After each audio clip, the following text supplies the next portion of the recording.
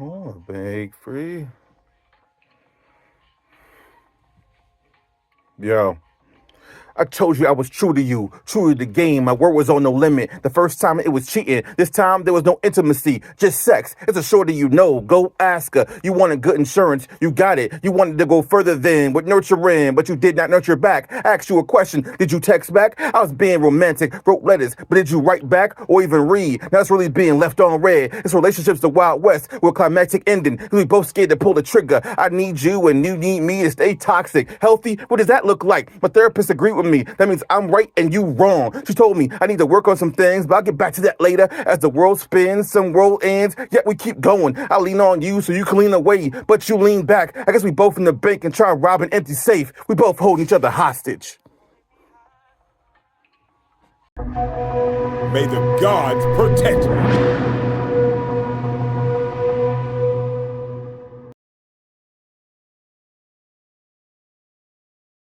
What's up, guys? Welcome to I Can Explain. This is episode 2, our July episode. And I really, just like I said, want to do these once a month I feel like they will be longer form. So I wanted to be able to really get the chance to edit the videos and have time to pick the topics. And I think I have a good amount of topics to cover us for the rest of this year, doing it once a month. But I hope you enjoyed the first episode.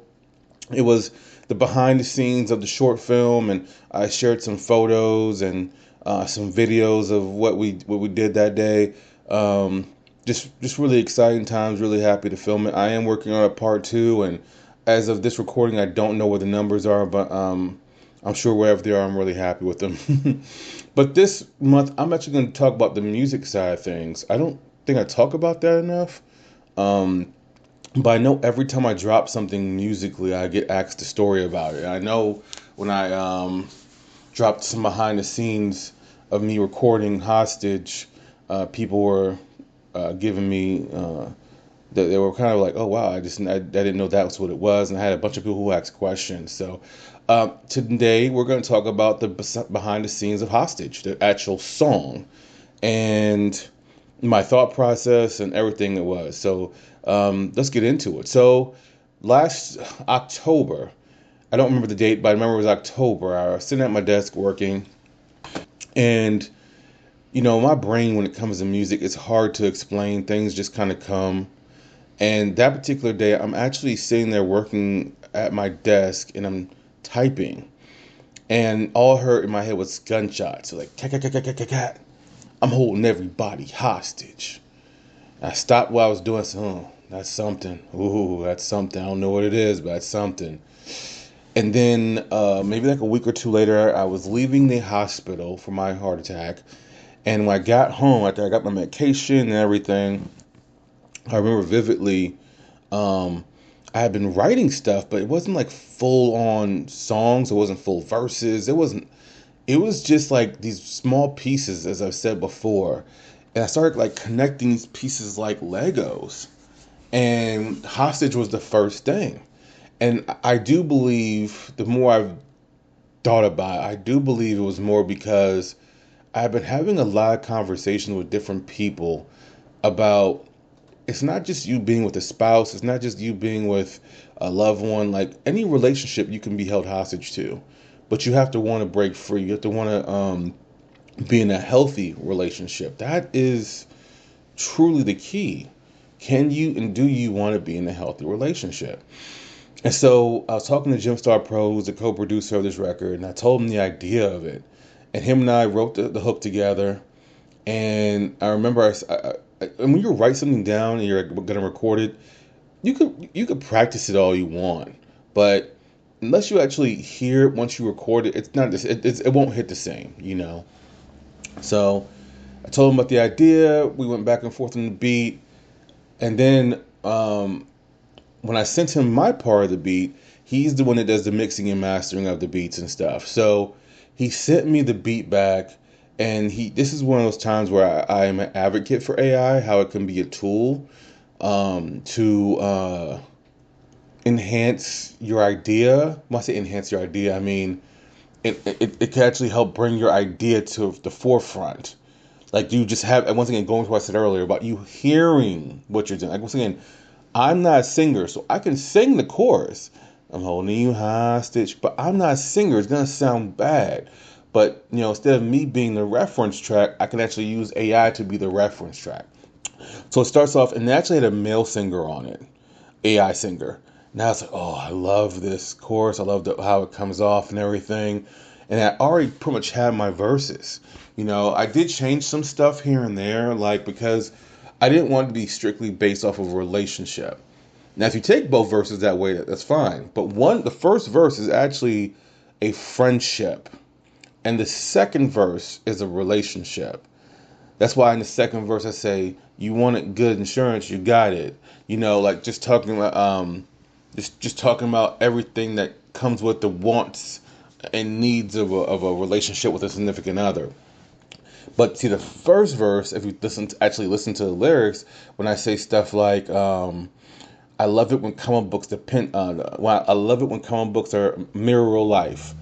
You depending on Snap, and in one snap, everything you love is gone. This is that come to Jesus. The love is strong, but was it ever there? You push loyalty in the street. You push loyalty in the middle of New York traffic. No double dare from you, a stare from you, care from you, needle from you, and we holding everybody hostage. And so it's one of those situations where I wanted to bring it from both perspectives. And so when I heard the AI vocals of a man, I said, okay, I'm going to lay my vocals first this time. And that way they'll hear the full song, whatever singer I bring onto it. And that way they can enhance what they hear, right? So I reached out to like 3 male singers. And I was specifically going to the studio. So I was like, I don't really want to go to the studio after I hear this in case I want to touch some things up with their vocals. And all 3 male singers weren't really communicating well. So I was just kind of like, all right, this is weird. And also they want. Oh, here's the thing, right? I'm always for paying talent. I love to pay talent. I have no problem with that. Sometimes I do too much, but the thing I've gotten better at in the recent memory has been recent years has been making sure that the communication's there before I pay anybody. I've been screwed several times when paying people and they're not getting what I want, and then they kind of say okay, whatever, and they've gotten the money. So when I wasn't getting the communication I wanted, I was like, okay, who do I want to go to with this? And I reached out to Hannah Halen, who's actually on a track called Lights Out. She's on Nobody. So we worked together before. Lights Out isn't out, but Nobody's on. It's on the uninvited guest. And she is really bad at communicating. I don't have her number. And we only communicate through DMs on Instagram. And she's really bad at communicating with me. Let me make that clear. I'm sure with her actual friends, she's great at communicating. But her and I worked together on 2 songs, a photo shoot, and I can tell you right now, just the level of sometimes, she'll, like, even with the song Lights Out we did recently, I reached out to her about this. I reached out to her about actually being on Hostage in October, right? I recorded everything in November of 2025. I didn't hear back from her until March. Talking about the song, I said, no, but I do have this one song called Lights Out if you want to jump on that.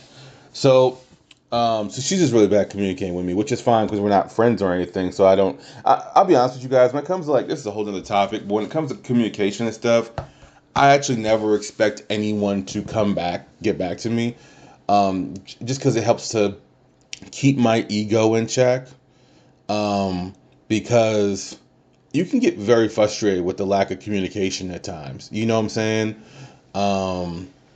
But it's one of those situations where also I want to remain, what's the word? What do I want to say here? I also don't want to remain negative on people, but I also don't want to hear excuses. Once again, she doesn't make excuses. She just gets back to you when she gets back to you. But that's why Hannah's not actually on the record. So then I reached out to Francina Music. Francina Music, you guys have heard her we've collaborated so many times at this point. She's on Think About It, a track that I know everybody loves of mine. She is on, what else is she on? She's on a lot of stuff. She's on I Already Am, the Internet track that I have, and maybe 1 or 2 more, but her and I have worked together before. So anyways, I send the record to her, and She had never done this before, which just lets me know. Just let me know I had a good song. She sent me a clip, and I put it at the very beginning, um, or I could put it at the very. I don't know. I'll figure it out. Yeah, I put it at the beginning with the just other clips and stuff.